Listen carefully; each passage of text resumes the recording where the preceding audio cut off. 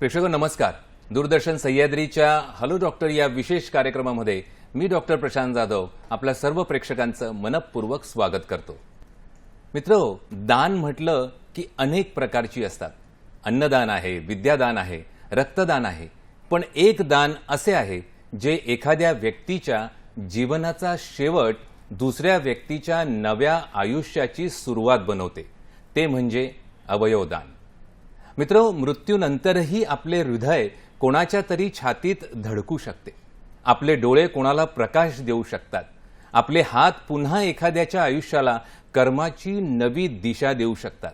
याहून मोठा मानवतेचा संदेश आणखी कोणता असेल बरं?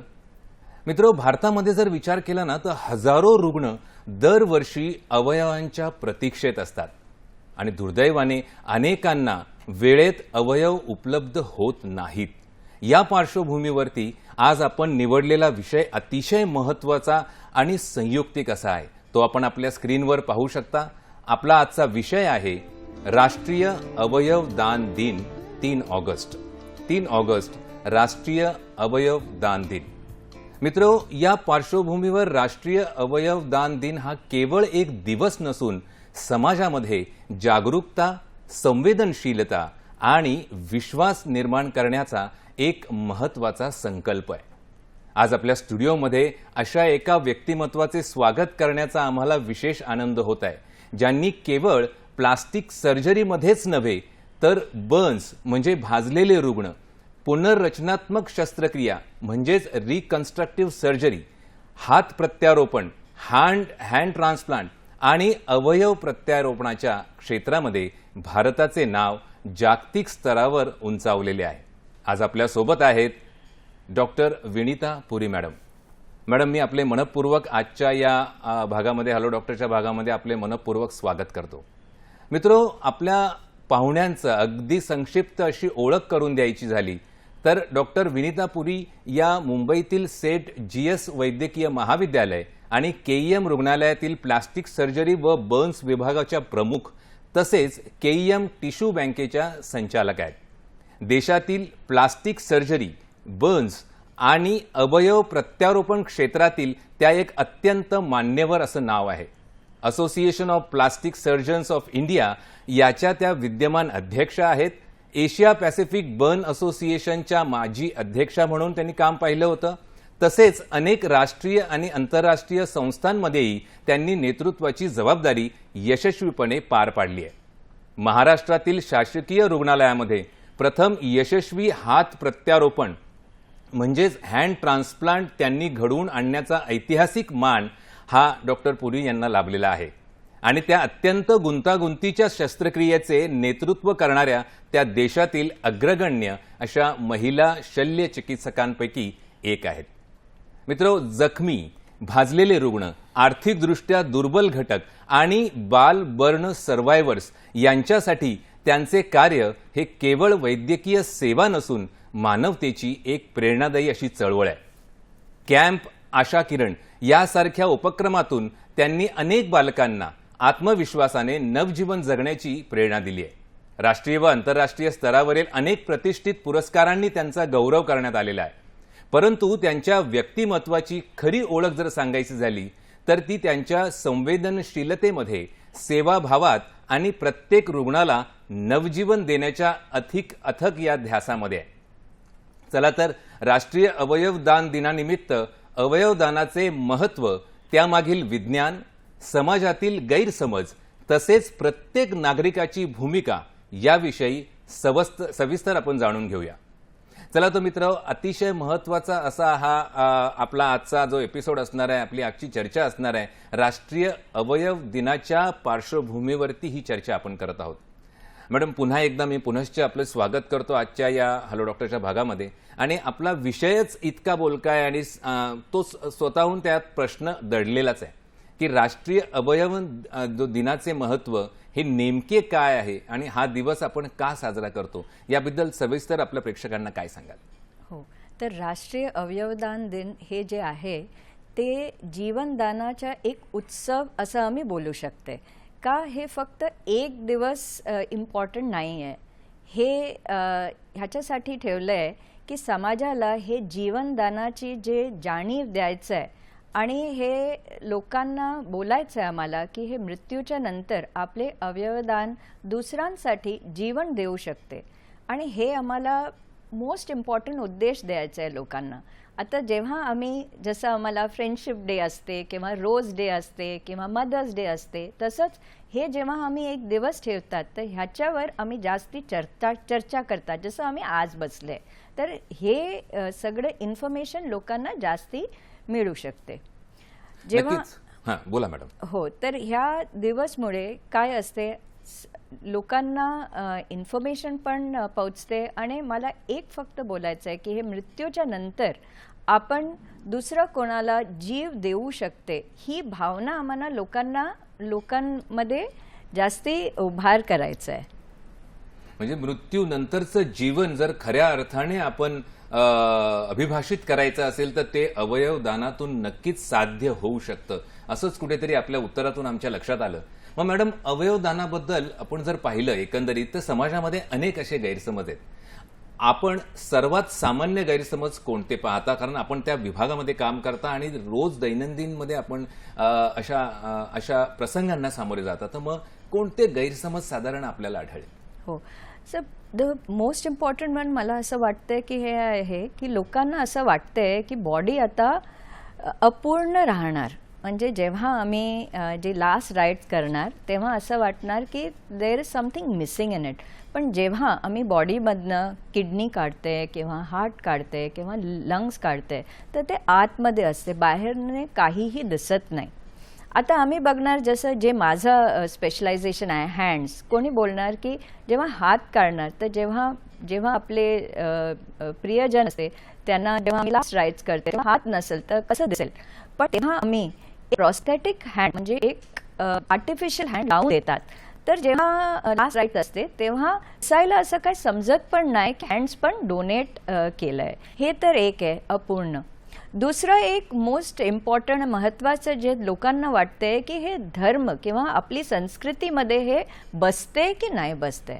ॲक्च्युली असं बघितलं तर सगळं धर्म किंवा संस्कृतीमध्ये हे एक पुण्य काम, असं सगळ्यांना असं माहीत आहे की हे एक पुण्य काम आहे. तर असं कुठलंही धर्म नाही आहे जे बोलणार आम्हाला की आम्ही हे डोनेशन नाही करू शकते. तिसरा एक जे गैरसमज आहे, हे अगेन लोकांना वाटते की फक्त जे तरुण व्यक्ती आहे ते डोनेट करू शकते. असं पण काहीच नाही आहे. जर जे ब्रेन डेथ असते किंवा आम्ही जर टिश्यूज बघणार, स्किन, आईज, हे सगळं कुठल्याही वयात डोनेशन होऊ शकते. अतिशय संवेदनशील विषय, पण आपण फार जबाबदारीने या गोष्टीचं उत्तर खरोखरच पेललेलं आहे आणि सोप्या भाषेत समजावून सांगितलं की याचं महत्त्व कसं आहे. आणि जसं आपण सांगितलं की अगदी हाताचा सुद्धा जेव्हा दान केलं जातं त्यावेळी तिथे कृत्रिम हात तिथे दिला जातो, जेणेकरून इतरांच्या लक्षात शेवटच्या विधीच्या वेळी ही गोष्ट लक्षात येऊ नये, याचीही कुठेतरी काळजी नक्कीच घेतली जाते. मॅडम, पण मग एका अवयवदानामुळे बराच म्हणजे एक गोष्ट महत्त्वाची समजणं की किती जणांना नवजीवन मिळू शकते. म्हणजे अवयवदानाचा समाजावरती नेमका काय परिणाम होतो आणि त्याचसोबत मला असं विचारावं वाटतं की कोणकोणत्या अवयवांचं दान नेमकं करता येतं? एक पर्सन नी जर अवयवदान केलं तर आम्ही खूप ऑर्गन्स त्याच्यात घेऊ शकते आणि त्याच्याबरोबर ऑलमोस्ट 7 to 8 म्हणजे 7 ते 8 लोकांचा नवीन जिंदगी भेटू शकते. कसं, आता आपल्याकडे 2 किडनीज असते तर तिथे 2 लोक, हार्ट असते, लंग्स असते अँड लिव्हर पण घेऊ शकते. त्याच्याबरोबर स्मॉल इंटेस्टाईन म्हणजे आपली जी आतडी असते ती पण घेऊ शकते. अदर दॅन दॅट चमडी घेऊ शकते, आणि दीज आर कॉल्ड टिश्यूज, म्हणजे आपली चमडी किंवा आपले जे हाड असते ते घेऊ शकते. हार्टचे जे व्हॅल्व असते तो पण आम्ही घेऊ शकते. So lot of body parts can be taken end उससे बहुत लोगों का बेनिफिट होता है म्हणजे आणि लाईफ पण भेटते सगळ्यांना. अगदी अगदी अगदी म्हणजे त्वचेपासून तर म्हणजे अवयवांपासून तर त्याच्या टिश्यूज पर्यंत, म्हणजे टिश्यूज मध्ये Correct. कोणत्या कोणत्या गोष्टी येतात तर साधारण? टिश्यूज टिश्यूज मध्ये सगळं पहिलं तर मी बोलणार चमडी. खूप पायाची चमडी, हाताची चमडी, बॉडीमधलं चमडी सगळं घेऊ शकते. तेव्हा जास्ती काय अगेन प्रॉब्लेम होत नाही रिलेटिव्सला. तर that is the most important thing. चमडी घेऊ शकते. ही जी चमडी असते ती जसं मी सांगितलं होतं बर्न्स पेशंट्स. आता बर्न्स पेशंट्सची चमडी जेव्हा ते भाजते तेव्हा चमडी खराब होऊन जाते आणि त्यांना नवीन चमडी लागते. जेव्हा ह्या स्थितीमध्ये पेशंट पण खूप सिरियस असते तर तेव्हा आम्ही डायरेक्ट पेशंटची चमडी नाही घेऊ शकते. तेव्हा हे जे चमडी आम्ही घेते ते आम्ही लावू शकते पेशंटला आणि that takes care of the very difficult period जेव्हा पेशंट खूप सिरियस असते. अदर दॅन चमडी, आय डोनेशन सगळ्यांना माहीत आहे की डोळ्याच्या डोनेशन होऊ शकते. अदर दॅन दॅट बोन्स घेऊ शकते. कधीतरी कॅन्सर, स्पेशली कॅन्सर मध्ये जेव्हा बोन्स किंवा हार्ड पण काढावं लागते तेव्हा हे हार्ड तिथे वापरू शकते. कार्टिलेज घेऊ शकते. हार्ट म्हणजे हृदयाचा जे व्हॅल्व आहे ती पण घेऊ शकते. There is one more tissue जे आम्ही घेऊ शकते त्याला आम्ही ॲमनिओटिक मेम्ब्रेन बोलतात. ते ॲमनिओटिक मेम्ब्रेन काय आहे? जेव्हा बाळ होते तेव्हा जेव्हा बाळाचा जन्म होते तो कॉर्ड असते आणि cord is attached to the placenta. तर प्लॅसेंटाचा पण डिलिव्हरी होते. तो प्लॅसेंटावर एक पातळची चमडी असते आणि ती चमडीला आम्ही ॲमनिओटिक मेम्ब्रेन बोलतात. And that has very good properties of anti inflammatory which is very good again for wounds. जसं आम्ही चमडी वापरते तसंच आम्ही ॲमनिओटिक मेम्ब्रेन पण वापरू शकते. अतिशय महत्त्वाची गोष्ट होती ही, म्हणजे गर्भाशयातील ॲमनिओटिक मेम्ब्रेन. म्हणजे मला प्रेक्षकांना सांगावंसं वाटेल की गर्भाशयातील बाळाभोवती असलेल्या पिशवीच्या पातळ व पारदर्शक अशा पडद्याला ॲमनिओटिक मेम्ब्रेन म्हटलं जातं. म्हणजे त्याचा वापरही कुठेतरी जखमा आणि बाकीच्या गोष्टींना बरं करण्यामध्ये वापरलं जाते. आणि त्वचेबद्दल तर मॅडमनी सांगितलेलंच आहे की अनेक असे भाजलेले रुग्ण असतात ज्यांची त्वचा अतिशय खराब होते. त्या त्वचेसाठी या त्वचेचा वापर कुठेतरी वापरला जातो. म्हणजे इतकं पुण्याचं काम हे आहे आणि हा विषय इतका महत्त्वाचा आहे, संवेदनशील आहे आणि प्रेक्षकांपर्यंत कुठेतरी पोहोचताना आपल्याला जाणवतोय. सिन्नर येथून रुपेश गुजराती हे आपल्याशी जोडले गेलेले आहेत. रुपेशजी, आपला प्रश्न विचारा. आपलं स्वागत. माझा प्रश्न असा आहे की सर, कुठलाही ऑर्गन डोनेट करायचं असताना प्रत्येकाला काहीतरी कालावधी असतो का? असं जसं डोळ्यांना मृत्यूनंतर इतक्या कालावधीत ते केले तरच ते ऍक्सेप्ट केले जातात. तसं किडनी झालं, हे झालं तर प्रत्येकाला वेगवेगळं किती तास हे असू शकतो?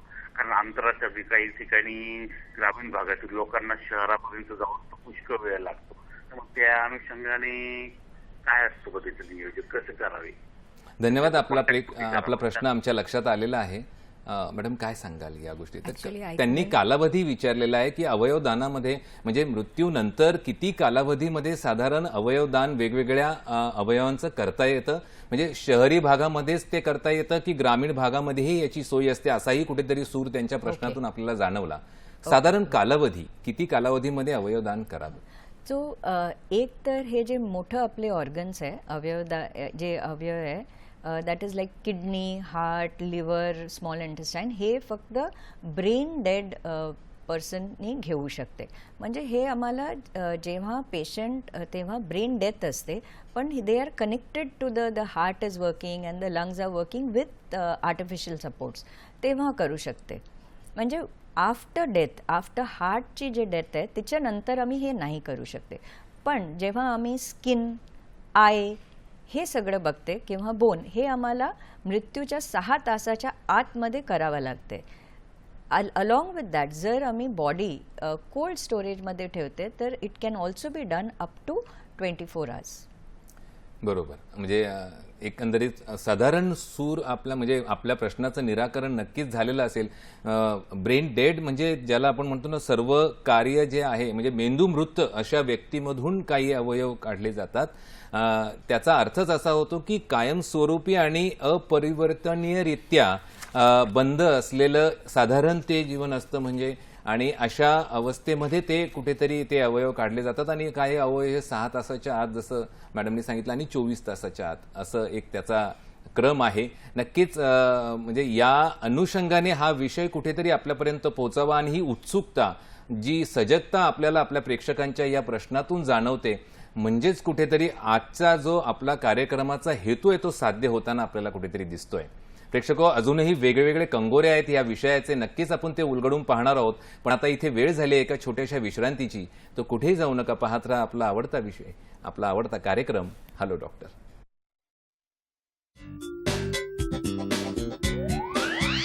ब्रेकनंतर पुन्हा एकदा सर्व प्रेक्षकांचं हॅलो डॉक्टरच्या या भागामध्ये स्वागत. राष्ट्रीय अवयव दान दिनाच्या पार्श्वभूमीवरती आज आपण ही चर्चा करत आहोत आणि जे तज्ज्ञ मार्गदर्शक म्हणून आपल्याला इथे लाभलेले आहेत ते आहेत डॉक्टर विनीता पुरी मॅडम. मॅडम, ब्रेकच्या आधी आपण अनेक चर्चा केली. पुन्हा प्रेक्षक आपल्याशी जोडले गेलेले आहेत. परभणी येथून सुभाष खंदारे हे आपल्याशी जोडले गेलेले आहेत. सुभाषजी, आपलं स्वागत. आपला प्रश्न विचारा.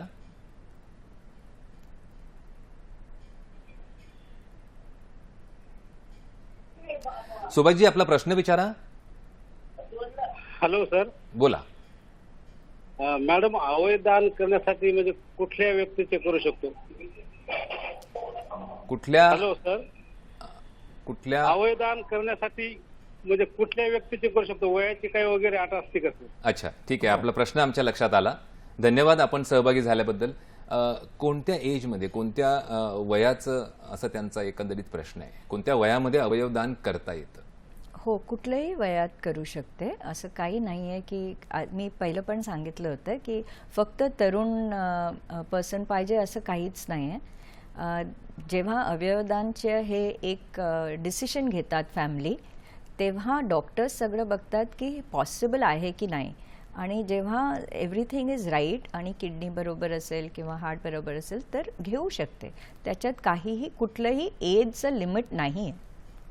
म्हणजे कुठेतरी वयाची मर्यादा नाहीये, काही निकष आहेत. त्या निकषामध्ये जर ती गोष्ट बसत असेल तर वयाची अट ही अवयवदानामध्ये नक्कीच नाहीये. करेक्ट. धन्यवाद आपण सहभागी झाल्याबद्दल. मॅडम, याच्या अगोदर आपण जी चर्चा केली ती अतिशय महत्वाची होती. पण एक महत्वाचा प्रश्न इथे निर्माण होतो की जिवंत व्यक्ती आणि मृत्यूनंतर होणारे अवयवदान यामध्ये नेमका मूलभूत फरक काय आहे? हो, सो जिवंत व्यक्ती कुठले अवयव देऊ शकते? हे एक तर मूत्रपिंड, का आपल्याकडे 2 असते किडनीज, तर त्याच्यात एक जिवंत व्यक्ती देऊ शकते. दुसरा आपले जे लिव्हर असते तो लिव्हरचा थोडासा भाग पण घेऊ शकते, तो पण जिवंत व्यक्ती देऊ शकते. Other than that also small intestine म्हणजे आपली जी आतडी असते तिचं पण भाग, कधी कधी असं पण पेशंट्स असते ज्यांची सगळं आतडी खराब होऊन जाते किंवा गँग्रीन होते आणि त्याच्यामुळे त्यांची लाईफ पुढे नाही जाऊ शकते. ह्या स्थितीमध्ये emergency donation is also done आणि part of small intestine can also be taken. Other than that सगळ्यांना माहीत आहे की रक्ताचं donation is the biggest donation आणि आम्ही रक्ताचं donation can be done in जिवंत रक्त आणि also there are like amniotic membrane if you consider that is also a जिवंत डोनेशन. Right right. अतिशय लहानसहान काही त्याचे कंगोरे आहेत. समजणं काही काही वेळा थोडंसं समजावणं पण अवघड जातं आणि समजणंही अवघड जातं. पण एकंदरीत अगदी सोपं करून मॅडमनी आपल्याला समजावून सांगितलेलं आहे. पुन्हा प्रेक्षक, हा विषयच इतका महत्त्वाचा आहे की प्रेक्षक वारंवार उत्सुकतेपोटी काही गोष्टी आपल्याबरोबर सहभागी होऊ इच्छित आहेत. रवींद्रजी देसाई हे दादर येथून आपल्याशी जोडले गेले आहेत. रवींद्रजी, आपलं स्वागत. आपला प्रश्न विचारा.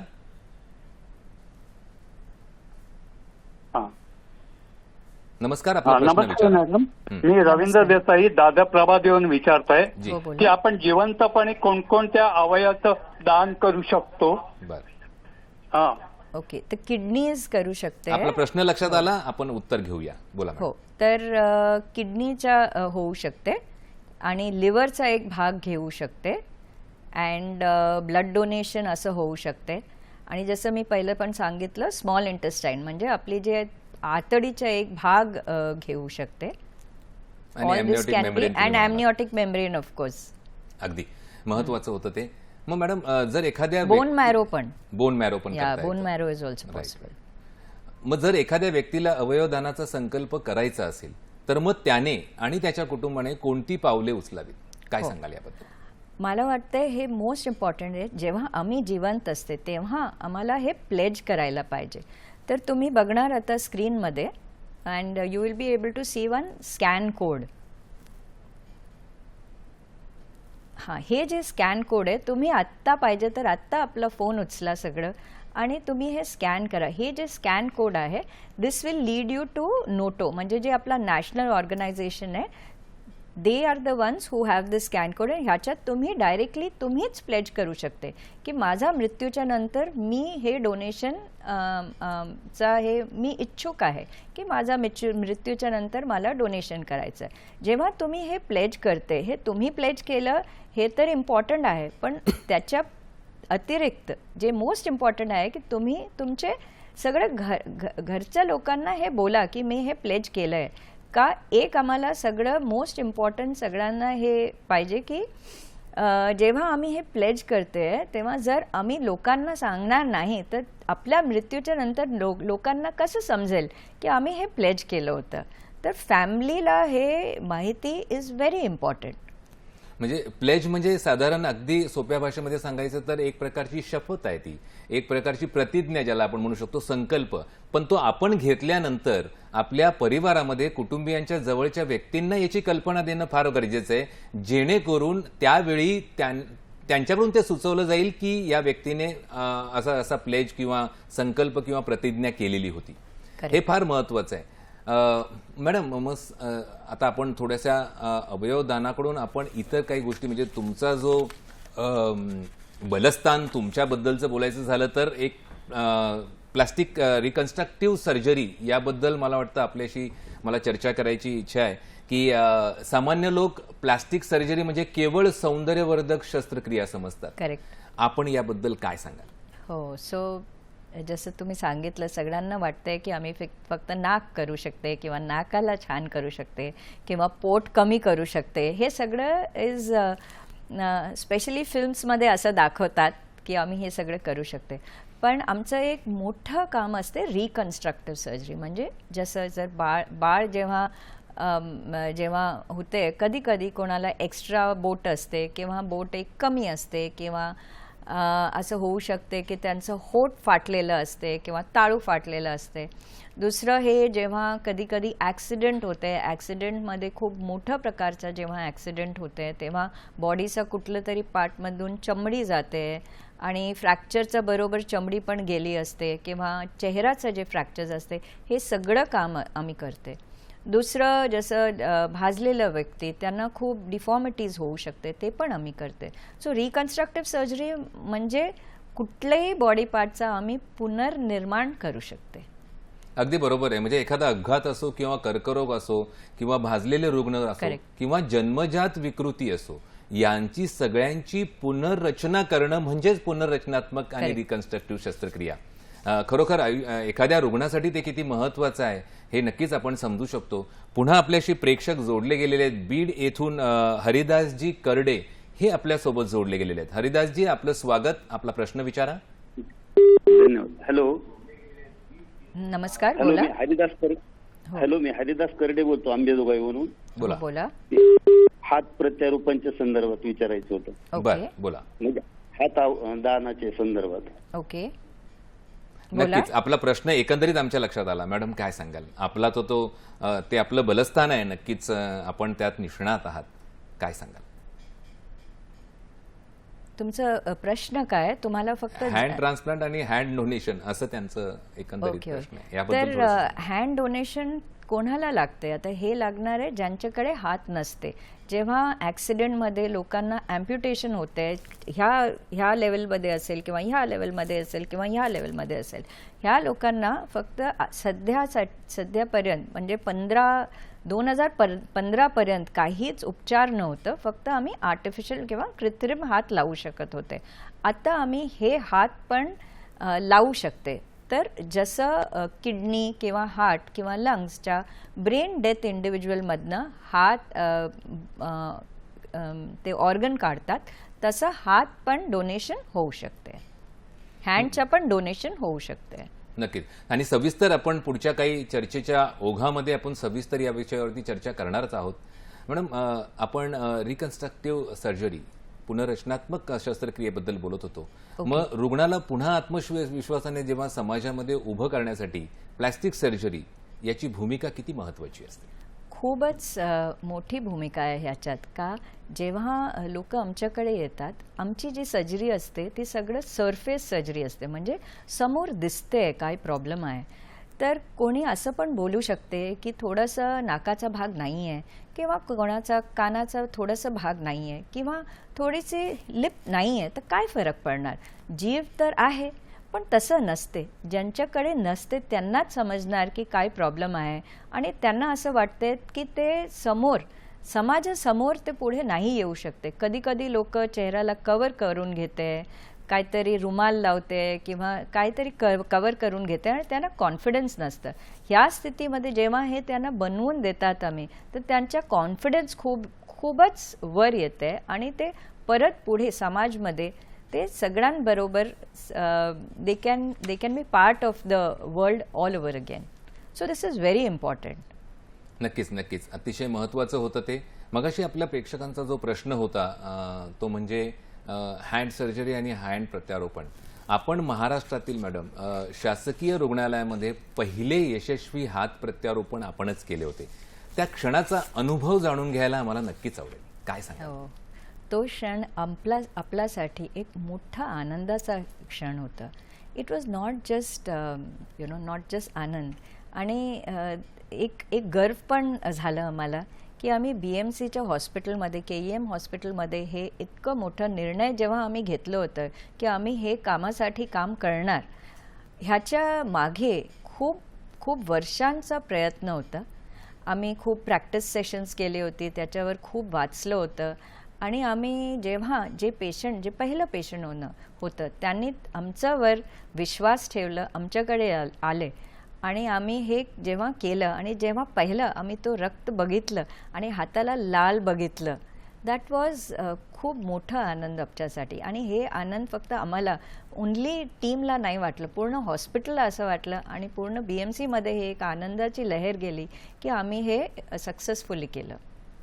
खूप छान, खूप छान. म्हणजे आम्हालाही रास्त अभिमान आहे आपला आणि आपल्या पूर्ण टीमचा, आणि त्यावेळी जे शासन प्रशासन यांनीही जी सकारात्मक भूमिका निभावली याबद्दलही नक्कीच आपल्याला इथे उल्लेख करणं फार महत्त्वाचं आहे. पुन्हा आपल्याशी प्रेक्षक जोडले गेलेले आहेत. ठाणे येथून श्रीपादजी आगासेही आपल्यासोबत जोडले गेलेले आहेत. श्रीपादजी, आपलं स्वागत. आपला प्रश्न विचारा. नमस्कार. नमस्कार. कॅडावर डोनेशन कशाला म्हणतात, आणि नुकतंच बाळ जन्म होऊन लगेच गेलो काही तासात, तर त्या बाळाचे कुठले अवयव दान करता येतात? खूप सुंदर प्रश्न आहे, संयुक्तिक प्रश्न आहे. धन्यवाद हा प्रश्न विचारल्याबद्दल, आणि धन्यवाद आपण सहभागी झाल्याबद्दल. मॅडम, कॅडावर डोनर आणि लहान अर्भक जेव्हा जन्माला आल्यानंतर समजा त्याची मृत्यू झालेली असेल, तर त्याचे कोणते अवयव दान करता येईल? जर जन्म झालं आणि काहीही कारणाने तो ब्रेन डेथ डिक्लेअर झाले, जर ब्रेन डेथ झाली तर जसं दुसरे ऑर्गन्स घेऊ शकते तसं आम्ही घेऊ शकते.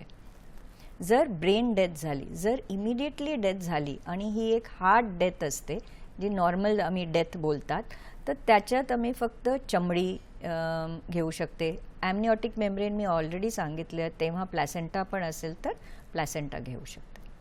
आणि that is cadaveric. Okay okay, fine. Madam, मगाशी आपण हात प्रत्यारोपणाबद्दल ह्या गोष्टीबद्दल चर्चा करत होतो. मग हात प्रत्यारोपण आणि कृत्रिम हात म्हणजे आर्टिफिशियल लिम्ब, येस, यामध्ये मूलभूत फरक काय? मोस्ट इम्पॉर्टंट फरक आहे की द कृत्रिम हात डज नॉट हॅव सेन्सेशन्स, म्हणजे आम्हाला समजणारच संवेदना नाही. नाहीये. हो, ॲब्सोल्युटली. आणि कृत्रिम हात आता खूप छान प्रकाराचे असते, त्याच्यात थोडाफार मूवमेंट पण असते, म्हणजे हात असं करू शकते. आपलेच बॉडीचे जे वरचे मसल्स असते ते घेऊन थोडंफार मूवमेंट असू शकते, पण तुम्ही बघा, आता जेव्हा आपला हात असते तेव्हा आम्हाला त्याच्यात गरम वाटते, थंड वाजते, दुसरं कोणाला हात लावलं तर त्याचा फिलिंग असते, ती सगळं आम्हाला कृत्रिम हातमध्ये नसतं. अगदी अगदी महत्वाचं म्हणजे संवेदना असणं म्हणजे त्यातील जिवंतपणा हाच तितका महत्वाचा आहे. मग मॅडम, हात प्रत्यारोपणासाठी काही त्याचे काही निकष आहेत का? म्हणजे कोणते रुग्ण पात्र ठरतात या गोष्टीसाठी? I didn't get you, I am sorry. हात प्रत्यारोपण म्हणजे हँड ट्रान्सप्लांट जेव्हा आपण करता ओके. त्यावेळी तो रुग्ण त्या हिशोबाने पात्र असायला लागतो का, ज्या रुग्णावरती तुम्ही ट्रान्सप्लांट करणार आहात? येस. सो ज्यांच्या अम्प्युटेशन असते त्यांना आम्ही करू शकते. ज्यांचा हात जन्मापासून नाही आहे युजली त्यांना आम्ही करत नाही का, there is a we are not very sure whether त्यांचे जे नस आहे ते बरोबर आहे की नाही. आत्तापर्यंत तो आम्ही बोलतोय की तो नाही केलं तर बरं. पण ज्यांना फॉर एक्झाम्पल ॲक्सिडेंटमध्ये हात गेला आहे किंवा इलेक्ट्रिकल बर्न्समध्ये हात गेला आहे, हे सगळं लोकांना आम्ही हँड ट्रान्सप्लांट करू शकते. अगदी अगदी म्हणजे महत्वाचे निकष आहेत ते. मग हात प्रत्यारोपणानंतर जर आपण विचार केला तर रुग्णाला पुन्हा हात कार्यक्षम होण्यासाठी किती काळ साधारण त्याचं पुनर्वसन किंवा रिहॅबिलिटेशन आवश्यक आहे? मिनिमम आम्ही बोलतोय की 1 year तरी लागणार. म्हणजे 1 वर्ष आम्ही बोलते, 1 वर्षासाठी खूप मोठं काम असते, एक्सरसाइज चालू असते. आणि आम्ही बोलतात की तेव्हा हॉस्पिटलचा म्हणजे जेव्हा ते राहतात, आम्ही असं बोलणार नाही कमीत कमी 1 वर्ष तुम्ही तुमचं गावी जाऊ नको आणि ऑपरेशनच्या नंतर एक्सरसाइज चालू असते. आता हे दिस इज ऑल्सो डिपेंडेंट ऑन कुठलं लेवल आहे. जर लेवल थोडं खाली आहे तर ह्या लेवलवर जर असेल तर लवकर फंक्शनची जे रिटर्न आहे ते लवकर होते आणि जेव्हा वर असते तर थोडंसं टाईम लागते. पण आज आपलं जे पेशंट आहे, मी बोलणार की 1 वर्षपूर्वी जे आम्ही ह्या लेवलमध्ये केलं होतं, आज तो कामासाठी जातोय, त्याला पूर्ण सेन्सेशन्स आली आहे आणि तो मोटरसायकल पण चालवतोय. तो 1 वर्षात तो सगळं त्याला ऑलरेडी गेन झालं आहे. अतिशय सुंदर. मग मॅडम, आपल्या अनुभवाकडे मला पुन्हा येऊ इच्छितो मी की हात प्रत्यारोपणानंतर रुग्णाने जेव्हा प्रथमच आपल्या कुटुंबियांचा जेव्हा हात धरला होता किंवा स्वतः तो आपल्या हाताने जेवला, अशा एखाद्या अविस्मरणीय क्षणाची आठवण आपल्याला आमच्याशी शेअर करता येईल का, सांगता येईल का? हो.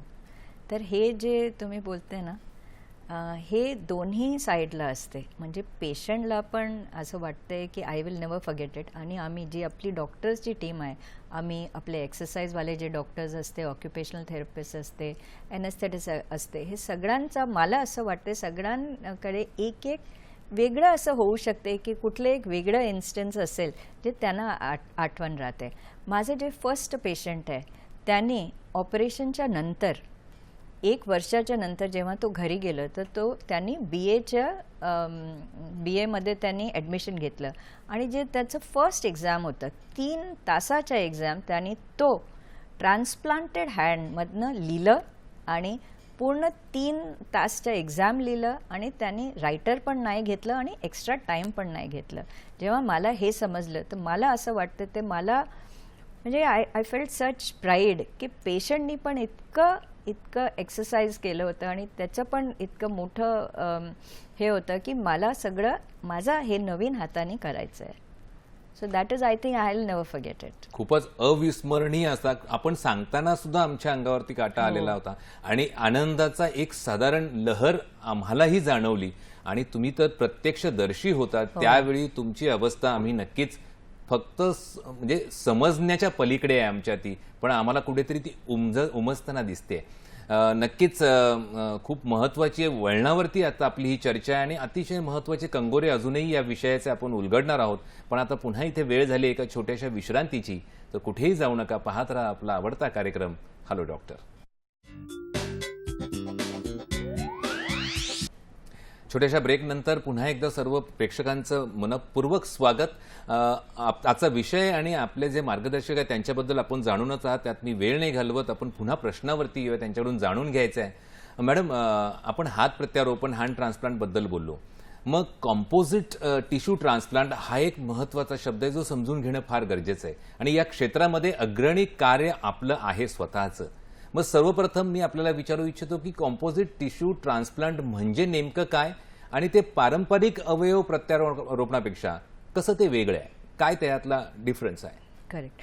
सगळ्यात मोठं डिफरन्स हे आहे, जे पारंपरिक अवयव असते त्याच्यात एक प्रकाराचे टिश्यू असते, बट जर आम्ही हँड बघणार किंवा चेहरा बघणार तर त्याच्यात वेगळं प्रकारचे टिश्यू असते. आम्ही बघणार तर एक हँड, जर आम्ही हे हात बघितलं तर त्याच्यात काय आहे, त्याच्यात पहिलं तर मोस्ट इम्पॉर्टंट चमडी आहे. चमडीच्या आतमध्ये देर इज फॅट, तिच्या आतमध्ये बोन्स असते, आर्टरीज असते, नर्व्स असते, मसल्स असतात. तर वेगळं प्रकारचे टिश्यूज असतात. तर हे जे वेगळ्या प्रकारचे टिश्यू आम्हाला सगळं एक पेशंटमध्ये लावायचं असते त्याला कॉम्पोजिट बोलतात. तर actually composite is an English word which just means की वेगळ्या प्रकारची टिश्यूज एकत्र. तर दॅट इज कॉम्पोजिट. तर हँड ट्रान्सप्लांट पण एक प्रकारचा कॉम्पोजिट टिश्यू ट्रान्सप्लांट आहे. अदर दॅन दॅट आत्ता मला तुम्हाला चेहऱ्याचा ट्रान्सप्लांटबद्दल पण बोलायचं आहे. आता जे भारत देशात आत्तापर्यंत चेहऱ्याचा ट्रान्सप्लांट झालं नाही आहे, पण जसं आमच्या KEM आहे तसं आणखीन 2-3 आणखीन और हॉस्पिटल्स आहे भारतात ज्यांच्याकडे आहे, म्हणजे आपल्याकडे रजिस्ट्रेशन आहे, पण आत्तापर्यंत कुठलंही पेशंट कुठे रजिस्टर झालं नाही आहे. सगळ्यांची तयारी चालू आहे. जेव्हा आम्ही चेहरा बघणार तर चेहऱ्यामध्ये खूप इम्पॉर्टंट ऑर्गन्स असतात, जसं डोळे असेल, नाक असते, कान असते, आणि आपला जे चेहरा आहे, तुम्ही जर माझाच चेहरा बघणार तर कधी मी हसते, कधी sometime I am peaceful. So हे सगळं आम्हाला जर कोणाला द्यायचं आहे तर it is very fine work. आणि ह्याच्यात पण कॉम्पोजिट खूप वेगळ्या प्रकारची टिश्यूज असते. हिची पण आता तयारी चालू आहे. आणि this is probably one of the most difficult surgeries that we can think of. अतिशय महत्वाचा होता विषय आणि नवीन विषय आहे ॲक्च्युली, की शरीराचे विविध भाग एकत्र असलेले प्रत्यारोपण म्हणजे कॉम्पोजिट टिश्यू. म्हणजे अगदी साधारण सांगायचं झालं तर त्वचा आहे, स्नायू आहे, अस्थी आहेत, म्हणजे हाडे आहेत, रक्तवाहिन्या आहेत आणि नसांचा एकत्रित भाग जेव्हा प्रत्यारोपित करण्याची शस्त्रक्रिया आहे ती म्हणजेच कॉम्पोजिट टिश्यू. म्हणजे शरीराच्या अनेक घटकांचे एकत्रित प्रत्यारोपण. म्हणजे हाताचा जो विषय आता मॅडमनी सांगितला, हात प्रत्यारोपण करताना हातामध्ये हाडे आहेत, स्नायू आहेत, त्वचा आहे, रक्तवाहिन्या आहेत, नसा आहेत, असे अनेक भाग असतात. हे एकत्र जेव्हा सर्व प्रत्यारोपित करण्याची शस्त्रक्रियेला कॉम्पोजिट टिश्यू ट्रान्सप्लांट म्हणतात. हा विषय मला वाटतं पहिल्यांदाच एखाद्या नॅशनल चॅनलवरती हाताळला गेलेला असेल. मग मॅडम, हाताचे प्रत्यारोपण हे देखील मृत अवयवदानातून म्हणजे डिझीज डोनर केले जाते. मग अनेकांना ही गोष्ट माहीत नसते की हातदानाची प्रक्रिया नेमकी कशी होते. त्यासाठी कुटुंबाची संमती ही किती महत्वाची असते? कुटुंबाची संमती ॲब्सोल्युटली एसेन्शियल आहे. जर कुटुंबाची संमती नसेल तर कोणीही हात नाही घेऊ शकणार. आणि आम्ही जर प्लेज पण केलं असेल तरी जर आम्हाला असं वाटतंय की आम्हाला हात पण कोणाला द्यायचं आहे तर हे पण आम्हाला, मला वाटते की कुटुंबाला बोलावं लागणार. का?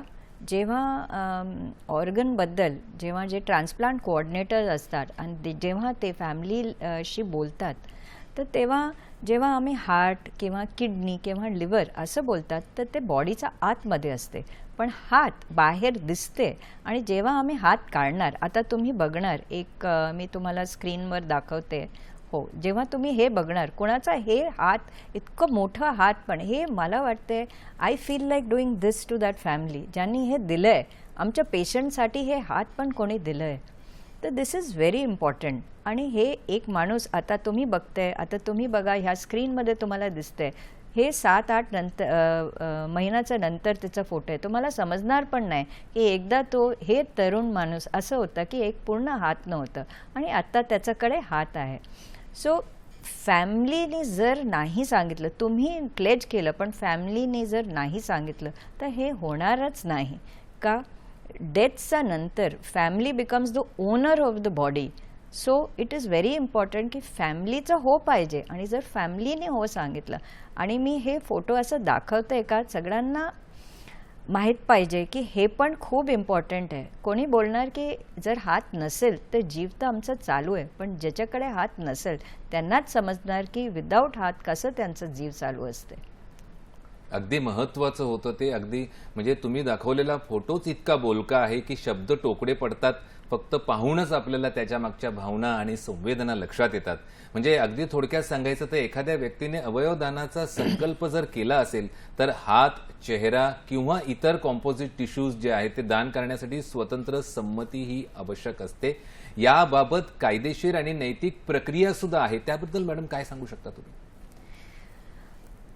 जेव्हा आम्ही जाते फॉर डोनेशन, जेव्हा कोणी हो बोलते तर तेव्हा दोन काम होते. म्हणजे हॉस्पिटलमध्ये पहिलं आम्ही पेशंटला बोलवतात की पेशंटची सगळं परत टेस्ट करतात, ज्या पेशंटला हात घ्यायचं आहे, म्हणजे ज्यांच्या आम्हाला ऑपरेशन करायचं आहे.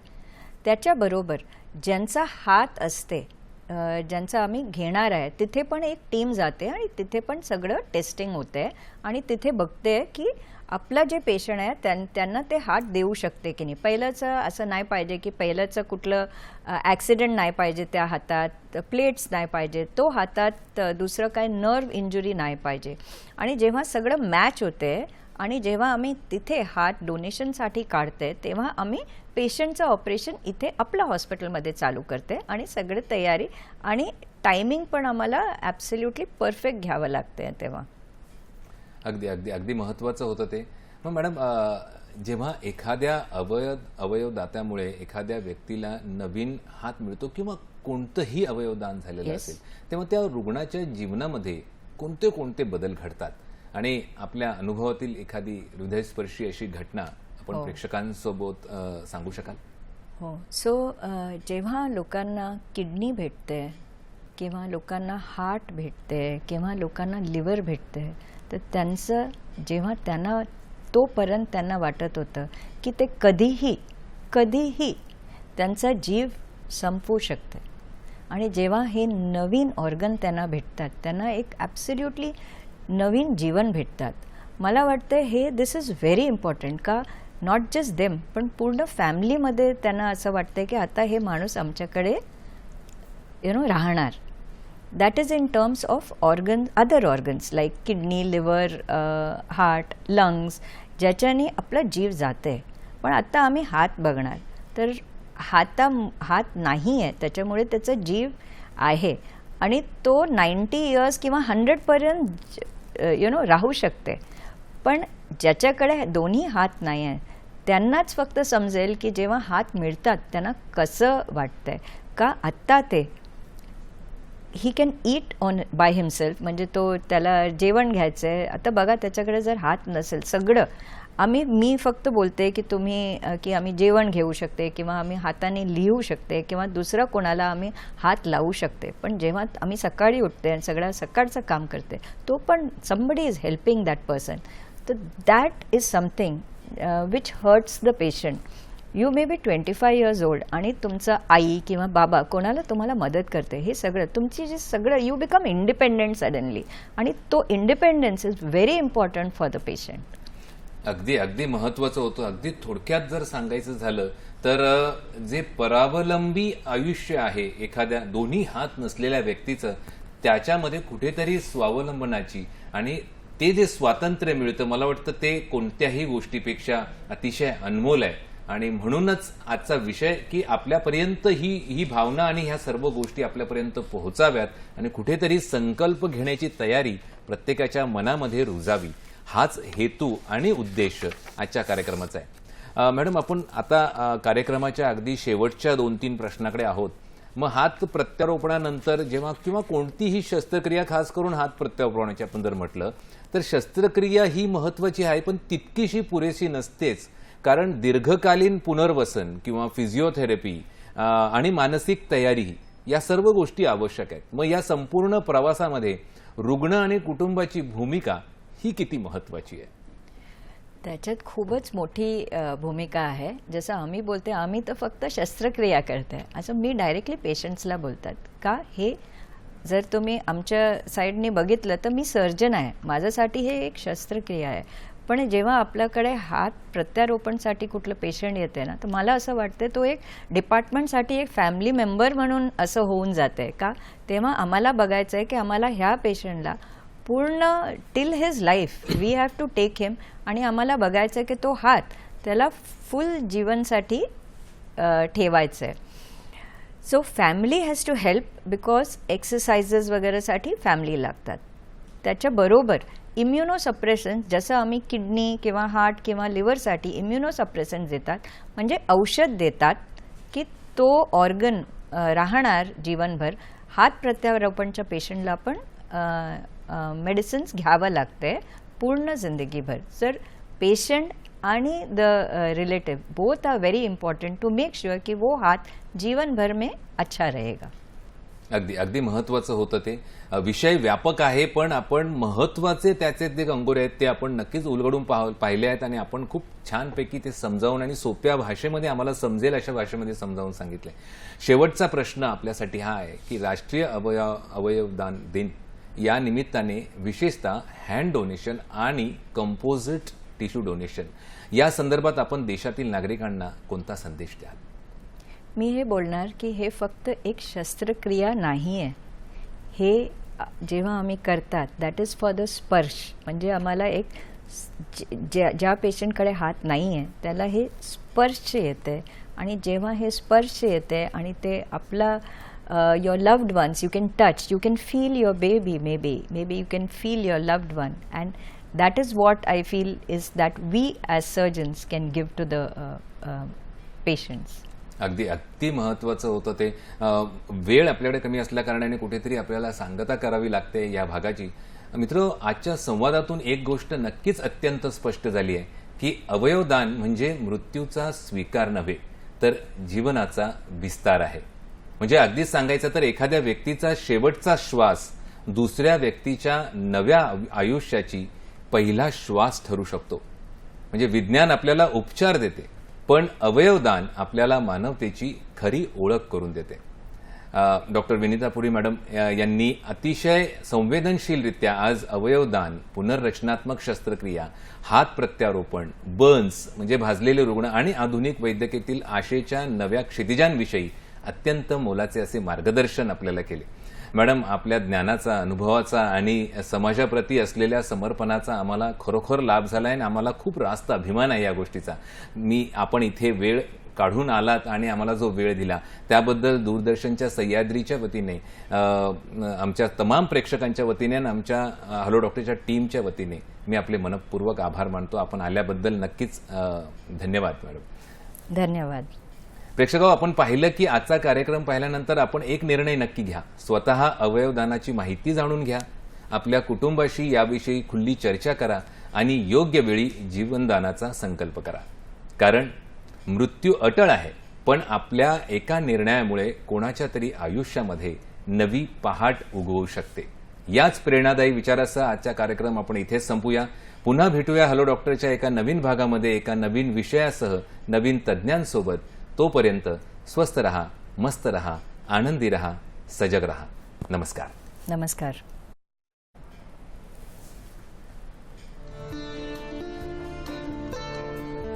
Now we can have a simple